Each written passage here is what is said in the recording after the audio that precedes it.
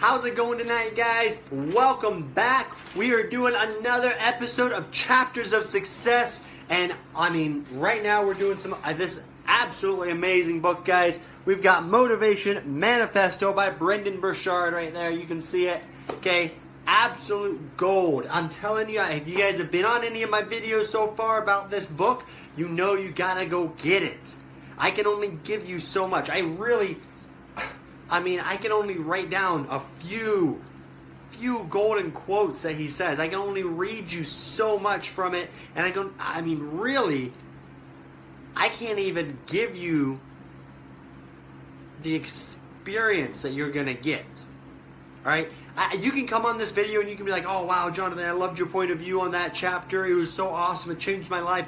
And yes, it can be something inspiring and inspirational and life-changing for you. But I guarantee if you go get the book and you read it yourself, right? You read the book yourself, it will do so much more for you.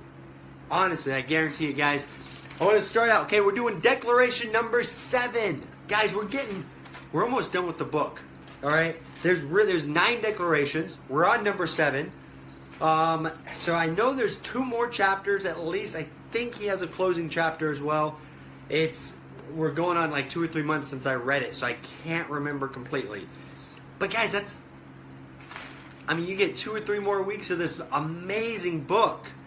You got to go get it yourself, all right? Number 7, though, we shall amplify love. We shall amplify love. Guys, when I first heard the title of this chapter, I was like, I could maybe skip this one. I don't really know if I need to learn how to amplify love. Yeah, I love my wife. Okay, that works. What more do I love my family. Cool. We're done. Don't need to amplify love anymore. And I was wrong. I was so wrong. Okay? He starts out with this quote. I love the quotes that he starts out. He picks absolutely amazing quotes to start out with. Someday, after mastering the winds, the waves, the tides, and gravity, we shall harness for God the energies of love. And then, for a second time in the history of the world, man will have discovered fire. And that was said by Pierre Teilhard de Chardin. I probably butchered his name, but that's who it was said by. Guys, for the second time, when we finally harness the power of love, for the second time, we will have discovered fire. Let that sink in. The power behind love, the power behind allowing it into your life, initiating in your relations and your interactions with everybody. Right? There's nothing more beautiful and awe-inspiring than unfiltered and unashamed love. All right, these are just a couple of quotes from the chapter that I had to pick out, guys. We are our finest when we give and live in love. Think about your life. I just want you to reflect on it right now. Think about the times when you've been your best. Did you do it from a point of weakness? Did you do it from a point of selfishness or not caring about other people? Or were those moments where you're most proud of your actions? Were they done out of acts of love? Right? And the moments defined by the presence of love, we touch the face of our highest self and of the divine. Allowing love into your life, allowing love into your heart, and allowing it into your interactions in day-to-day life allows you to touch the face of your highest self. It allows you to touch the divine. Right? If you're a believer in God, do you realize the power behind that? If you're a believer in your higher self and a universal power, it doesn't even have to be God. It can be some I don't even know how to describe it, but something bigger than you. If you believe in anything like that, love is the way that you're able to resemble that. Love is how you get to project that power of that higher being. All right? The ultimate action of courage and personal freedom that we can take is to love without fear or demand of getting something back. All right, I abbreviated some of that quote because it was a long paragraph and I wanted just to hit those key points.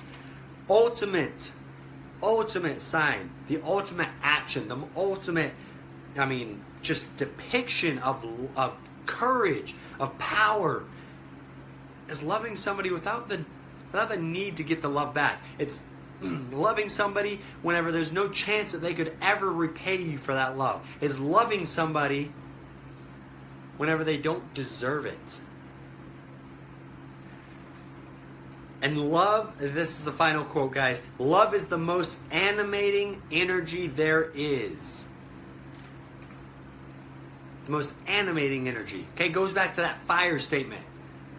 Think about how much of a tool that fire is. Think about how much it moves people in our lives, that it's changed our lives. Think about how love does that for you. All right, we've all heard the saying, "I take a bullet for you." If you've listened to any radio within the last 5 years, I think you've probably heard some love song, any love song. One in particular that comes to mind right now is Bruno Mars. He talked about, it's a bad example because he's talking about somebody who doesn't love him, but I guess in this case it kind of makes a good example too. He talks about the fact that he'd take a grenade for him, he'd throw his hand on a blade, he would, stand in front of a train, all these different things that he would do out of love. Love motivates us to do some crazy things. I want you to picture yourself right now. If you had a family, okay, maybe you do, maybe you have children. Imagine, you just lost your job, you've got $100 to feed yourselves, and the $100 has to stretch you the next 2 months on food. Who goes without food first, you or your children? Chances are you're going to say, well, of course I go without food. It goes to my kids first thing. There's no way that I would ever take that from them because you love them. Love motivated you to act in a way that goes against human nature. Love motivates you to act in ways that goes against everything we've been programmed for. And oftentimes, guys, the fact that love allows us to step into that higher self, that love allows us to step out of our natural instincts, if you will, it makes people feel scared. It makes people feel vulnerable. Because you are extremely vulnerable when you open up and you love somebody. Love can either have the power to bring you to your highest point or go down to your deepest sorrows, deepest pits of despair if somebody was to abuse that love. All right? A lot of people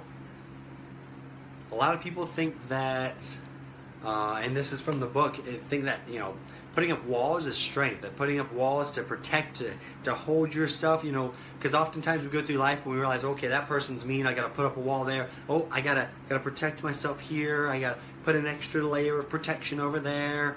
And before we know it, we've just built this wall around us that's meant to keep us from getting hurt. And a lot of people see that as strength. They see it as, oh, I'm so great because I never fall in love. Or, oh, it's so great because I never allow myself just to fall head over heels or to do crazy acts of love. I'm strong. I'm here. I'm going to keep a steady head. All they've done is built a wall around themselves that blocked love coming in. All right, it may have kept out pain, but that wall doesn't just stop the pain. It kept love from coming in, and walls work both ways. It prevents love from coming out. The people that are always worried about, oh, I've got to be strong, I've got to remain, I can't let myself, fall over in love like those people. Those people oftentimes have a really hard time showing love and receiving it. And when they do receive it, they want to push it off. Like, oh, I don't like that. That opens me up. That tears down my wall. I could get hurt, so no. Build my wall back up. And it's so disempowering. It's so negative on your life. It just drains you. You never, ever get to see your higher self. You never, ever get to feel the power that love can give you. Guys, I want to read. Sorry, I'm grabbing my notes there. I'm going to read, like always, to end it off, guys, the last paragraph of this chapter. Okay? Today, like all days of our lives, we have choices to make about what kinds of person we'll be and how we'll interact with the world. We can meet others with no intention or care, or we can meet them with disregard and bitterness, or we can meet them with a profoundly loving intent and fire, a full and vibrant energy that reminds them once more of the spectacular abundance of love and divinity in this world. Which choice we make will determine the quality of our lives, the depths of our relationships, and the hope of our human family.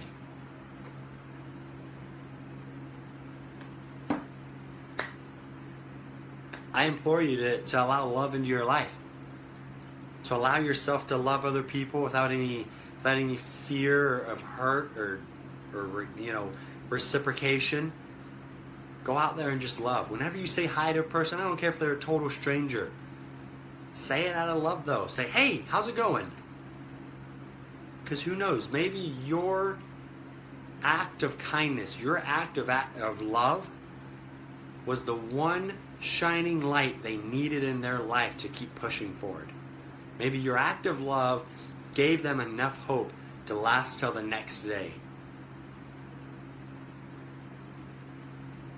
I implore you to let love both come into your life and to go out of your life. Live with love and receive love in all aspects of your life.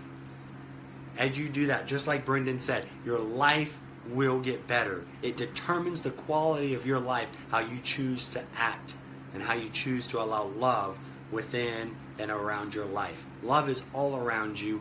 You just have to wake up and realize it. You guys have an amazing week. I hope that you got some information from this chapter. I hope that this was able to change your life, because it's changed mine. It's been so impactful. It's been so important. And I mean, we got 2 more chapters, guys. 2 more declarations, I should say. These things are huge. And I'm not even going over everything. You guys got to get the book. Look forward to next week, guys. Next week's declaration. It always seems to get better and better.